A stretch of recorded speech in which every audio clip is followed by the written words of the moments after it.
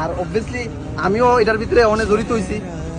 তো এটা অনেক বড় হইব, সবাই মিললে এক পাওয়ে সবাই একসাথে চলবো। সমাজ তখনই আগে যাইব যখন সমাজের চিন্তাধারা চেঞ্জ হইব। যতদিন মধ্যে চিন্তাধারা চেঞ্জ না হইব সমাজ কোনোদিন আগে যেত না। এর লিগে সমাজ একাই কোনোদিন চেঞ্জ হইতো না, চিন্তাধারাই চেঞ্জ করতে। তোমরা আসো, সমাজটা অনেক আগে যাইব।